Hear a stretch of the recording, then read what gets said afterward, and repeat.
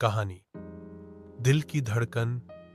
अमन और रिया की मुलाकात भले ही कॉलेज में हुई थी, लेकिन उनके दिल एक दूसरे को पहली नजर में पहचान गए थे। अमन हर रोज क्लास में सबसे पीछे बैठकर चुपके चुपके रिया को देखता। उसकी हंसी अमन के लिए संगीत जैसी थी और उसकी बातें जैसे दिल को छू जाने वाली कविता। रिया भी जानती थी कि अमन उसे अलग नजर से देखता है, पर उसने कभी कुछ कहा नहीं। वो अक्सर सोचती, कितना अच्छा होता अगर अमन मुझसे अपने दिल की बात कह देता। एक दिन भारी बारिश हो रही थी। कॉलेज से लौटते समय रिया छतरी भूल गई थी। तभी अमन दौड़ता हुआ आया और अपनी छतरी उसके ऊपर कर दी।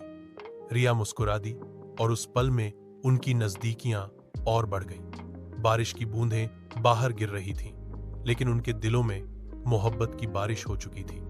धीरे धीरे उनकी बातें बढ़ने लगी। सुबह गुड मॉर्निंग से लेकर रात के गुड नाइट तक रिया को जब भी कोई तकलीफ होती, अमन सबसे पहले उसका सहारा बनता। अमन की सबसे बड़ी खुशी यही थी कि रिया मुस्कुराए। एक शाम अमन ने रिया को पार्क में बुलाया। चारों तरफ लाइटें चमक रही थीं और हल्की हवा चल रही थी। अमन घुटनों पर बैठकर बोला, रिया, मेरी हर धड़कन सिर्फ तुम्हारे नाम से धड़कती है। मेरी दुनिया में अगर कोई सबसे खास है तो वो तुम हो। क्या तुम मेरी हमेशा रहोगी? रिया की आंखों में आंसू आ गए, पर वो आंसू खुशी के थे। उसने अमन का हाथ पकड़कर कहा, अमन, तुम्हारे बिना मेरी जिंदगी अधूरी है। मैं हमेशा से तुम्हारी ही थी और हमेशा रहूंगी।